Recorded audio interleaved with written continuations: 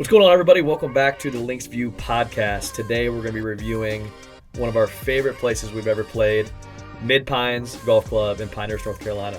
Super excited to dive into this course. We just played it a few months ago, and it's kind of fresh in our minds, so we wanted to chat a little bit about it and get our subscribers some good information if you're visiting the area down there. So I'm Trent Boucher with my co-host Eric Milliron, and we're super excited to chat a little bit about Mid Pines. Eric, you want to get us started? Yeah, so let's just start with the rundown here. So this is Mid Pines Inn and Golf Club. It is in Southern Pines, North Carolina, one of our favorite places on earth. Amen. Donald Ross design, 1921. But the legend Kyle France, or I guess he's slowly becoming a legend after what he's doing in the area, came in and redesigned it in 2013. Yep. His entire goal is kind of to reinvigorate or kind of refurbish, bring back the Donald Ross intent on all of these Southern Pines courses, and he did that in 2013. Cheapest price that we could find was $85, and in the peak summer months, it goes up all the way to $215. Yep. So a little steep, but Worth it. You'll kind of hear about why we think it's worth it. Yeah. Highlight holes, we have 1, 6, 11, and 18. We'll kind of dive into those. And like Trent said, or maybe you didn't say, but this is our first 9+ Yep. LVR, 9.2. Highest rated course to date. Highest rated course. And that may seem low, I guess, for the, overall, like 9.2 out of 100, maybe like A- range. But actually for us, that's as high as we've gone. That's like That's money, yeah. So really high performer on our LVR. And then the post-round pint, which is something we've been doing on the site, just to bring up Maxie's Grill and Tap Room. Maxie's, yeah. We had some wings and some pizzas there, a couple of beers, and maybe we'll touch on that at the very end. Absolutely. So, Trent, if you want to go ahead and kind of start us off with your initial thoughts. Yeah, Mid Pines is fantastic. And the first thing I'll say is I recommend doing the whole experience. We stayed at the end. We checked in. We had the whole day there. It's an immaculate golf course, and it's a great compliment, to Pinehurst. And I think that's what a lot of people don't realize is when you go to Pinehurst, they think about staying at the Carolina. They think about playing, every course that's on the property, and that's a must. And we love it, and we'll talk about that at some point. But you can drive a few minutes down the road and play Mid Pines. And Mid Pines is easily, top 5 courses I've ever played for a lot of reasons. Obviously, the whole atmosphere, the inn is fantastic. We stayed the night there and kind of getting the experience of staying on the grounds and, being around the course, for an entire day is great. Staff is fantastic. Had a lot of hospitality and a lot of greetings when we arrived and kind of explaining what our platform was and what we were doing. And, they were kind of all about it. So it was great. From a course perspective, from a layout, look, what Franz did, and I think, kind of what we've gathered from our research is it kind of had lost its not only Ross, but kind of just South, North Carolina, style golf kind of characteristics. And he came in and, kind of re-added the sand element, obviously, the bunkers, everything that Donald Ross creates around the greens to give you a hell of a day. He kind of brought back to life. And it's difficult. But from a condition standpoint, layout standpoint, hands down, one of the best courses I've ever played. No questions asked. Yeah, so let's start with the inn, as I know you kind of mentioned. Yeah. But I'm like a sucker for like the history. Like romantic, history, like scenes that they put on, you know. And Mid Pines definitely does that. You pull up, you feel like you're like going back 60, 70 years in time.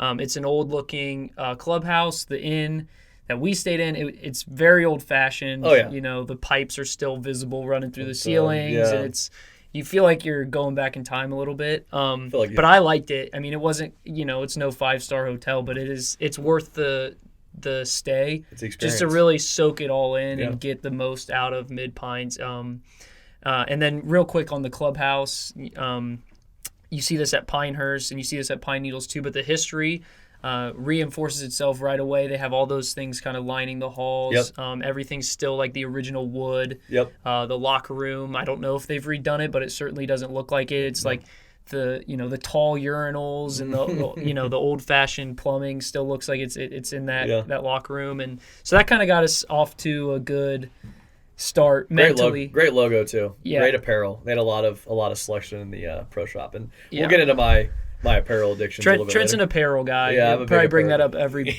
course review. I do love their logo. I'll just say that. So. It's a great logo. No, I think what was great about just the whole experience was the kind of the characteristic in the hospitality of the staff. We walked into the parking lot and got our bags out, and the bad guy came out and was talking our ear off about Ohio, and he knew somebody from Columbus, and that's the stuff that kind of goes unnoticed. What did he say? He said, if Donald Ross came back to life, there'd be thousands of people that would want to kill him again. Yeah, exactly. Kind of just a reference to how crazy his green complexes are. He tried to warn us how difficult the course was. And I think we knew going in it was going to be a challenge. Yeah. But especially playing it early in the year, playing in February, you're playing in colder conditions, you're playing in a little bit of rain like we did. But it's such an immaculate course, it didn't even matter. Yeah. It could have poured the rain. I wouldn't even have cared. So I think going into the course as a whole, extremely challenging. Where we kind of sit in that 10 to 12 handicap, kind of range, and we got beat up a little bit. But for sure. I think what's so great about it is it's so much fun to play. Even if you're struggling, it doesn't really kind of deteriorate or break you down a little bit. You're still having a good time while you're out there. Yeah, and as maniacal of a golf course as it is, as like hard and challenging as it is, it's super subtle. Like it seems like it's been there forever. Like the ground was made for the golf course to be there. Like and I don't know if this was Donald Ross, I don't know if it was Kyle France that did this, but it seems like they did exactly with the land what it was supposed to be, and then they left everything else alone. Yeah, you just feel like you're going for a walk. Like it's there. The golf course is there, but it's the scenery around you. It's very natural. Makes for some really cool visuals throughout the round. Yep. And then, you aren't really overwhelmed by like a super professional or like some of the TPC courses where it's like really well manicured. It's not that kind of course at all. It's just very natural, very peaceful. Yeah. While it's kind of kicking your ass out there. Yeah, I think that's a good point too, and that's what's so unique about it is when you're out there, you just feel like nothing can go wrong. Yep. It was just like there was no pace of play issues. There was no issue with anything you were doing. It was just you're going to play your game. If you play well, great. If you don't, it is what it is. You're playing a beautiful golf course, and we were playing in February, so we were just happy to be playing. Absolutely. But you just have that feeling that nothing can go wrong during that round. Talking about conditions a little bit. I mean, for that time of the year, unbelievable. Yeah. I mean, unbelievable. Yeah, I was shocked, and we had played a couple of other courses that week. Yep. And Mid Pines was definitely the best conditioned course that we played. And in, like Trent said, in early February when we went, I think that says a lot just about kind of even going further into hospitality. They care a lot about Mid Pines. The people there care a lot about the course itself, the experience that the people come to have. They put a lot of work into that, and it showed on the course. It was wet. It was cold. But I didn't feel like we got a worse golf course for playing in those conditions. I feel like it lived up. It's a fantastic walk. Yeah. I mean, we walked, obviously being that time of year, a little bit wet. But even in the summer, I think if I went back and played, and as long as it wasn't 100 degrees, I think I'd walk that course every time I played it. Absolutely. Definitely a little bit hilly, some different terrain, but didn't feel overwhelmed with it. And just seeing the entire course, on the ground, walking every single hole it was unbelievable. So can we talk about the first and the last holes real quick? Yeah, absolutely. So those are included on our highlight holes, and for good reason. I think the first hole, we were playing with me, you, and my cousin Zach, and all three of us ended up in the fairway. Oh, yeah. And I think we kind of were beating our chests a little bit, like, oh, this is going to be the day, man. Like, what is this course everybody's been talking about? Like, this isn't hard, whatever. Yeah. And then you get up to your ball, and you're 100 feet below the green. Yep.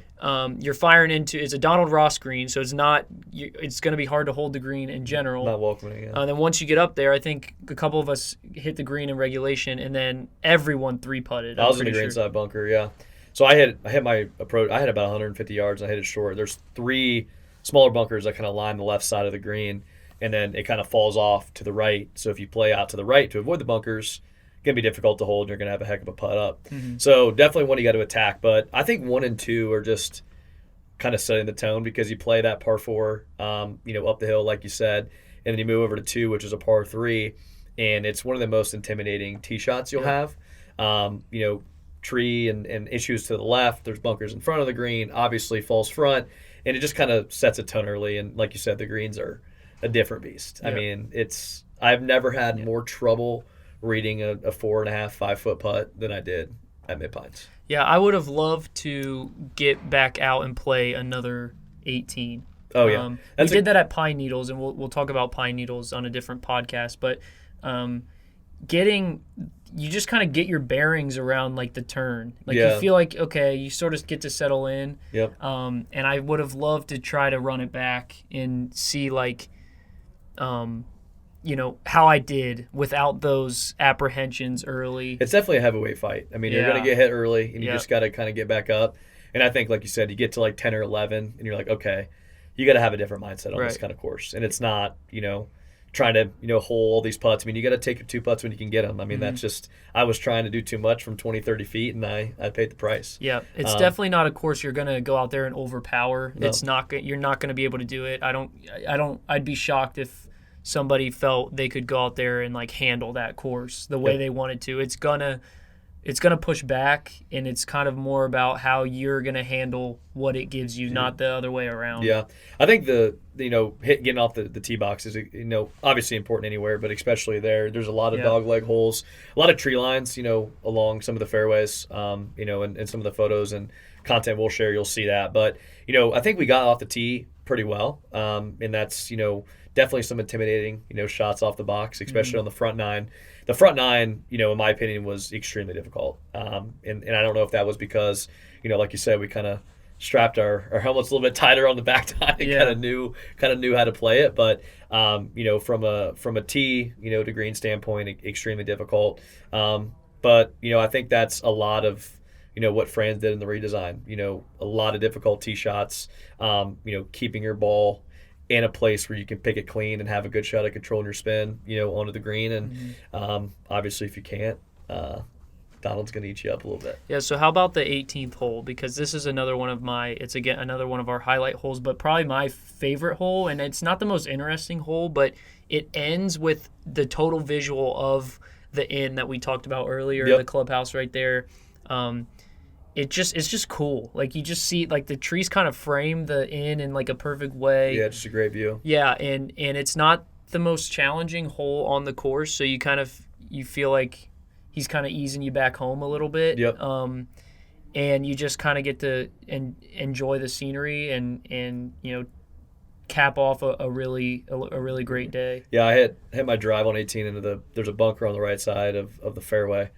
And I was obviously upset walking up to it, kind of just ready to get off the hole because I had struggled a little bit. And, I looked up kind of sitting down in the bunker and just the view I had from the inn across, the tree line into the green, the practice greens right behind the 18. It's just a great view, kind of encapsulates what Mid Pines is all about. And like I said, it's a fantastic walk, conditions, layout. It's easily top 5 I've ever played. Just I guess to summarize a little bit, to kind of put my finishing stamp on it is you mentioned it was the top 5 course for you. It's definitely up there for me. One of the best rounds I've played, and in cold rain, like if I played it on a perfect spring summer day, I can't imagine a better experience than that. It is worth whatever they're charging. If you're there for Pinehurst, which I know a lot of people go for Pinehurst, and we'll talk about Pinehurst on another day. Pinehurst is incredible, but I think you're doing yourself a disservice if you don't go check out Mid Pines. Absolutely. It was that enjoyable. It's that different of a space. It's not Pinehurst. It's not trying to be Pinehurst. It's just Mid Pines, and they love what they're about. They love their course. They love what they can offer the players, and I think that you need to put Mid Pines strongly into your considerations if you're going down in the area. Last kind of point I'll make about it too is, when you play Mid Pines, you play, Pine Needles, you play Tobacco Road, any other course in the area there that's not on the resort, you don't feel like they're trying to compete with Pinehurst. You don't feel like they're trying to elevate themselves to, maybe, the knowing or, being as well advertised as Pinehurst is. You feel like it's just their own brand. It's their own, kind of world that they live in. And I think that's what makes it so unique and what makes it so much fun. You don't feel like they're trying to live up or compete with that. And they don't care. Like you said, it's their property, it's their course, and it's fantastic. So absolutely have to play it. But we're going to be releasing a review soon on the website, which would be great. If you have any questions about Southern Pines, Pinehurst, Mid Pines, feel free to reach out to us. But looking forward to getting back down there and walking those fairways again, man. It was fun. Yep. Great time. Awesome.